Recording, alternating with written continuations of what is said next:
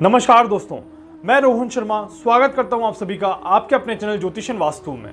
कैसे हैं आप सभी दोस्तों? आज इस वीडियो में हम बात करेंगे महाराष्ट्र के ऊपर। जी हां, आखिर महाराष्ट्र में क्या होने वाला है, कब तक महाराष्ट्र की सरकार यहां पर चलती रहेगी और क्या भविष्य है उद्धव ठाकरे जी का और उनकी सरकार का। आइए इसके बारे में आज थोड़ी सी यहां पर चर्चा करते हैं। काफी ज्यादा सवाल मेरे पास यहां पर महाराष्ट्र के ऊपर लेके आए हैं। इवन हर लाइव सेशन में एक स्पेसिफिक महाराष्ट्र के सवाल को लेके बहुत सारे क्वेश्चंस होते हैं।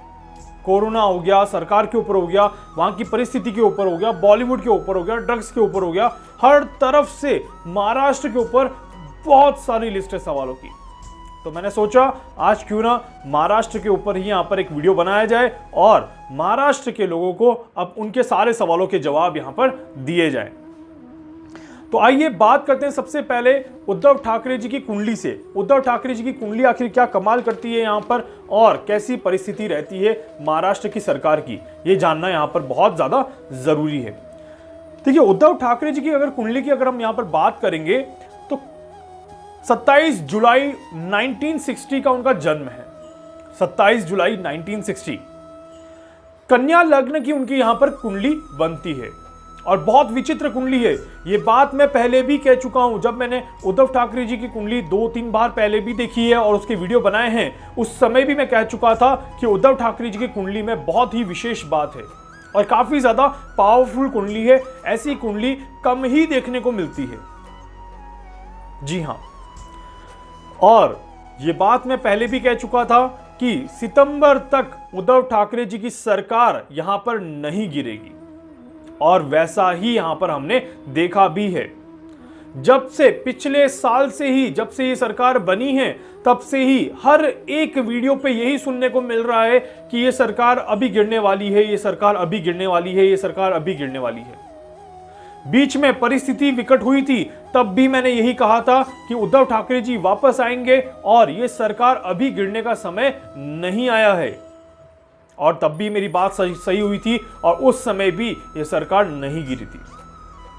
अब ये सरकार का क्या भविष्य है, इसके बारे में मैं वीडियो बना रहा हूं और अब हम बात करने वाले हैं यहां पर उद्धव ठाकरे जी की कुंडली के ऊपर कि क्या क्या यहां पर इनकी कुंडली दिखाती है। देखिए, आज के टाइम में क्या हो चुका है कि यहां पर अगर मुंबई में है, महाराष्ट्र में है, कोई भी मुद्दा हो, कोई भी परेशानी हो, सवाल का जवाब या सवाल पे निशाना सीधा जो है वो है उद्धव सरकार। और न्यूज चैनल पे दो नाम ज्यादा देखने को मिल रहे हैं, सोनिया सेना और उद्धव सरकार। जी हां, महाराष्ट्र में यही दो नामों से हर तरफ से लोगों की साइकोलॉजी को बदला जा रहा है, लोगों को पुश किया जा रहा है कि आप इस सरकार के विरोध में हो जाइए। जी, ऐसा यहां पर न्यूज चैनल में, न्यूज मीडिया में काफी ज्यादा इस सरकार के बारे में बोला जा रहा है। साथ ही साथ महाराष्ट्र की किस्मत भी थोड़ी सी यहां पर खराब चल रही है। जी, महाराष्ट्र की अपनी कुंडली पे अगर मैं देखूंगा, मैं जो देखा है, मैंने एनालिसिस किया है और महाराष्ट्र की अपनी भी कुंडली जो देखी है मैंने, तो यहां पर है कि महाराष्ट्र की अपनी भी कुंडली जो है वो खराब चल रही है।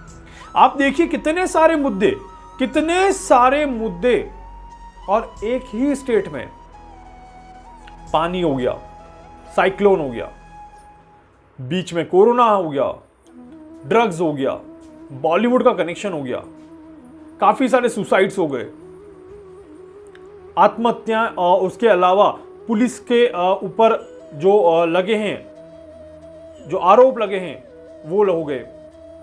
उसके अलावा अभी कल ही लाइट गई पूरे मुंबई में, 2, 2.5, 3 घंटे तक बिजली गुल। कोई न कोई दिक्कत देखिए महाराष्ट्र के ऊपर आई रही है। पालघर का जो हुआ था साधुओं के साथ वो हो गया, या किसी भी तरह से देखा जाए तो महाराष्ट्र की भी कुंडली अभी जो है वो बहुत ज्यादा अच्छी नहीं चल रही है। ऐसे में उद्धव ठाकरे जी की क्या कहती है कुंडली? 27 जुलाई 1960 का इनका बर्थ है। 27 जुलाई 1960। अगर थोड़ा सा ध्यान से देखिएगा तो कितना विचित्र यहां पर ये संयोग बनता है। अगर मैं आगे के दो नंबर को यहां पर लूं तो 27 यहां पर आता है नंबर 7 एंड नंबर 2।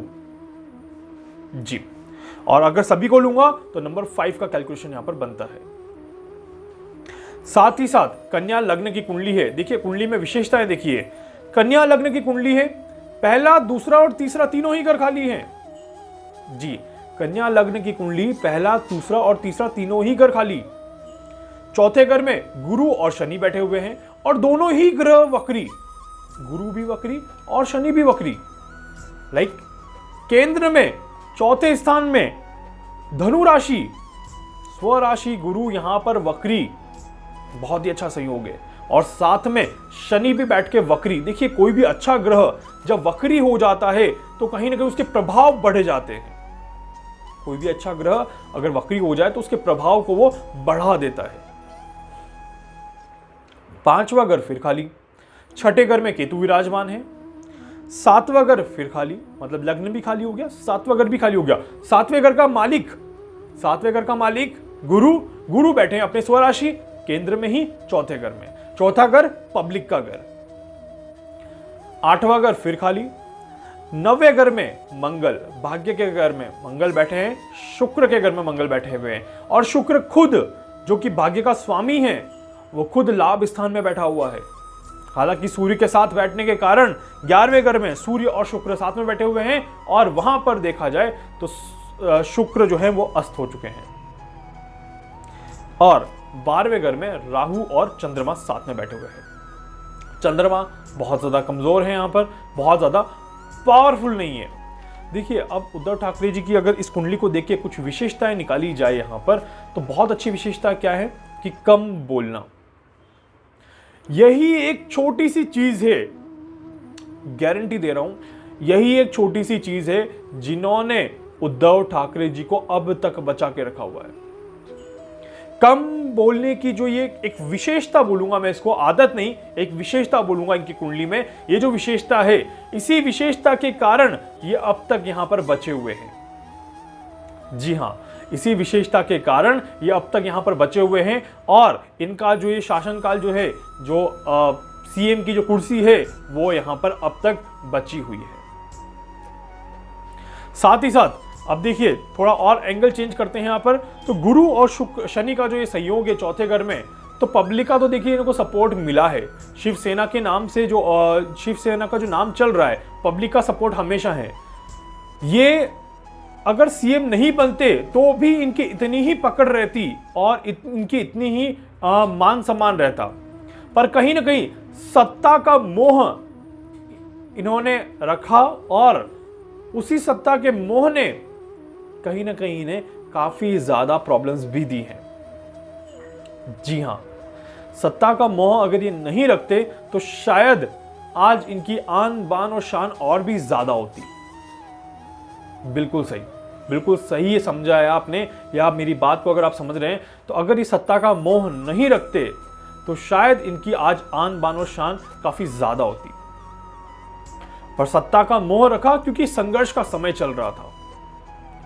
देखिए जब आपके जीवन में कोई संघर्ष का समय चलता है तो कोई ना कोई आप ऐसा कदम उठा लेते हैं जिसके कारण से आप आ बैल मुझे मार या अपनी परिस्थिति को विकट बनाने की कोशिश करते हैं। और अभी उद्धव ठाकरे जी वैसा ही किया और अब उसी संघर्ष से वो यहाँ पर फाइट कर रहे हैं, उसी संघर्ष से वो यहाँ पर लड़ रहे हैं। तो कहीं ना कहीं देखा जाए तो ये जो संघर्ष का समय है ये उद्धव ठाकरे जी का चलता हुआ आ रहा है। अब ये जो संघर्ष का समय दिखता है यहाँ पर, ये संघर्ष का समय ऑलमोस्ट यहाँ पर अब खत्म होता हुआ दिखाई दे रहा है। देखिए महादशा की अगर बात करें तो गुरु की इनकी महादशा चल रही है। जी हाँ, 2012 के बाद से ही गुरु की महादशा चल रही है और जब से गुरु की महादशा चली है इनकी प्रतिष्ठा में, इनके सम्मान में, इनकी अपनी सारी जो जीवन की जो सारी उपलब्धियां हैं उनमें बढ़ोतरी ही हुई है। और अभी अगर करंटली यहां पर देखा जाए तो गुरु में यहां पर शुक्र चल रहे हैं, तो गुरु में यहां पर शुक्र चल रहे हैं और 2022 तक गुरु में यहां पर शुक्र चलते रहेंगे। अब पहला सवाल यह है कि महाराष्ट्र का क्या होने वाला है? क्या उद्धव ठाकरे जी सीएम बने रहेंगे या नहीं रहेंगे? दो ही कंडीशन है यहां पर उद्धव ठाकरे जी के सीएम पद से हटने की। जी हां, दो ही कंडीशन है जिस कंडीशन के कारण उद्धव ठाकरे जी सीएम पद से हट सकते हैं। पहली चीज, अगर इन पार्टियों का आपस में ही कोई विवाद हो जाए तो ये सरकार बहुत जल्दी गिर जाएगी। अब कुंडली के आधार पर, जिस तरह से मैंने कुंडली का देखा है, उद्धव ठाकरे जी की कुंडली, सीएम पद की जब शपथ ली इन्होंने तब की कुंडली, और जो सरकार का जो गठन है इसकी कुंडली, तो मैंने तीनों कुंडलियों का जब विवेचन किया तो मुझे यहां पर पता चला है कि सरकार के गिरने के चांसेस 40% हैं। मतलब कि बहुत ही ज्यादा कम प्रोबेबिलिटी यहां पर दिखाई देती है। मतलब कि सरकार के गिरने के चांसेस बहुत कम हो जाते हैं। अब दूसरा कारण, इनकी अपनी सेहत में गिरावट, कोई बहुत ज्यादा नुकसान सेहत में, या फिर कोई पारिवारिक विवाद के कारण इनकी सत्ता जाने के चांसेस बनते हैं। और खासकर काफी ज्यादा सवाल आया था मेरे पास कि इनके बेटे के कारण क्या इनकी सरकार जा सकती है या नहीं जा सकती है। आदित्य ठाकरे जी के कारण इनकी सरकार में कोई उलझन आ सकती है या नहीं आ सकती है। तो देखिए, वहां पर एक चीज और कहूंगा मैं कि आदित्य ठाकरे जी की कुंडली तो मैंने नहीं देखी क्योंकि उनका डिटेल्स मेरे पास नहीं है, पर उद्धव ठाकरे जी की कुंडली में उनकी कुंडली को देख के, इनके वर्षफल को देख के और इनके दशाओं को देख के ये नहीं लगता कि इनकी भी परिवार के कारण इनको कोई परेशानी होगी या फिर इनके बेटे के कारण इनको कोई परेशानी होगी, ऐसा भी नहीं दिखाई देता है। 2 पॉइंट यहां पर खत्म हो गए। तीसरा और एक अंतिम पॉइंट जो कि बहुत इंपॉर्टेंट है, यहां पर देवेंद्र फडणवीस जी जो हैं वो यहां पर क्या वापस से सीएम पद पर आ सकते हैं और इनको क्या टक्कर दे सकते हैं उद्धव ठाकरे जी को।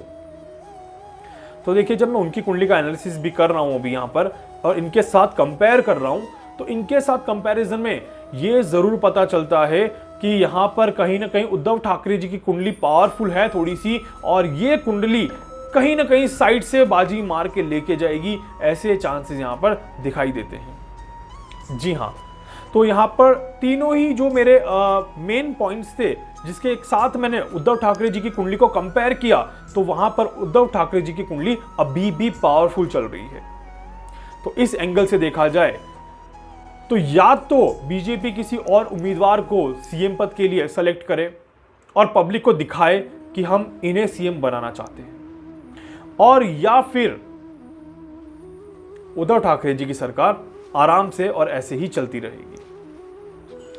अब यहां पर परिस्थितियां किस तरह से गंभीर होती है अगर उद्धव ठाकरे जी की सरकार चलती रहती है। तो देखिए, अभी जो समय है उसमें अगर देखा जाए तो कुछ समय है जहां पर उद्धव ठाकरे जी को थोड़ा सा कहीं ना कहीं परेशानी हो सकती है और उसके कारण से इन्हें थोड़ा सा सचेत रहना चाहिए।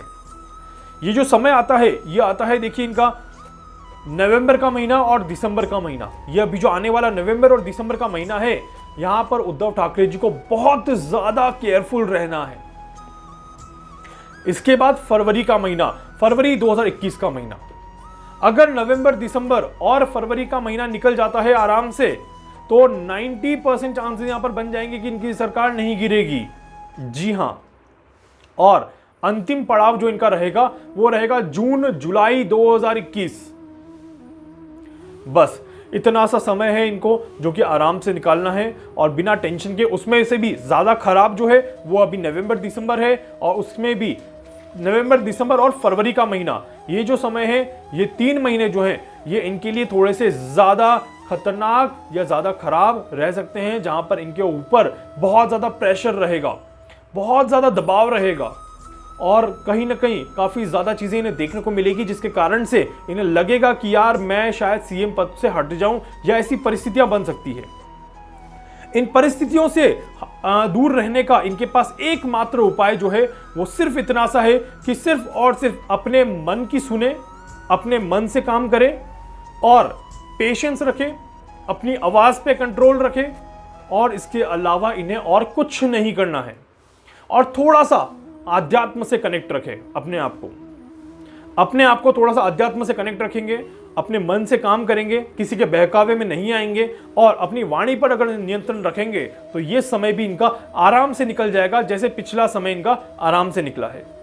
मुसीबतें अभी महाराष्ट्र के ऊपर आना थोड़ी सी बाकी है, जी हाँ, अभी थोड़ी सी महाराष्ट्र के ऊपर मुसीबतें आना बाकी हैं और कहीं ना कहीं फरवरी मार्च तक का समय है महाराष्ट्र के लिए, जो कि थोड़ा सा आराम से निकालना है वहां की जनता को। उसके बाद ही वहां की जनता को राहत मिलेगी, चैन की सांस मिलेगी और उसके बाद वहां की जनता थोड़ी आराम और रिलीफ यहां पर महसूस कर पाएगी।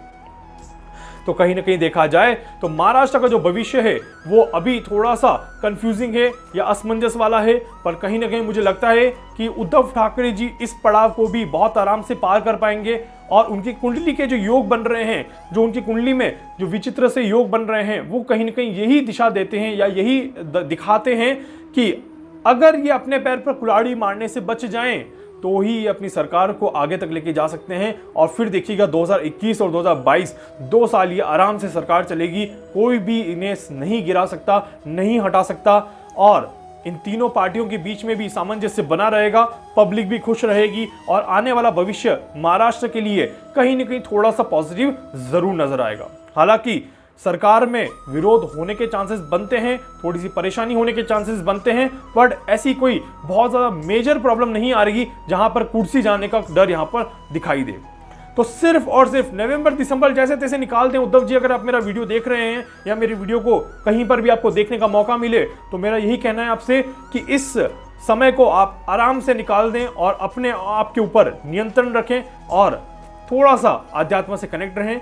आपका ये जो दौर है खराब वाला ये निकल जाएगा और अच्छा समय आपका बहुत जल्दी आने वाला है, जहां पर आपको अपनी जनता का प्यार वापस से मिलेगा।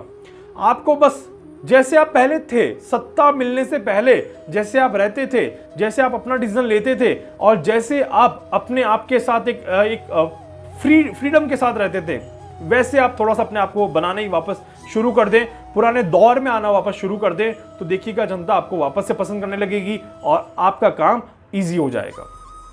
उम्मीद करता हूं ये वीडियो आपको अच्छा लगेगा। इस वीडियो के माध्यम से जो मैं समझाना चाह रहा था वो मैं महाराष्ट्र की जनता को एक दिशा निर्देश यहां पर बताना चाह रहा था कि अभी महाराष्ट्र में चीजें थोड़ी सी खराब हो सकती हैं, बट जनता को ज्यादा नुकसान नहीं होगा। इसके अलावा अगर आप कुछ और जानना चाहते हैं, कुछ और पूछना चाहते हैं, अपनी कुंडली का एनालिसिस करवाना चाहते हैं, आप मुझसे संपर्क कर सकते हैं। मैं पूरी कोशिश करूंगा कि आपकी हर संभव मदद यहां पर कर सकूं। इसके अलावा अगर वीडियो अच्छा लगे तो प्लीज लाइक करिएगा, शेयर करिएगा, सब्सक्राइब करिएगा, ज्यादा से ज्यादा लोगों तक पहुंचाइएगा ताकि ज्यादा से ज्यादा लोग इस वीडियो को देख पाएं। धन्यवाद।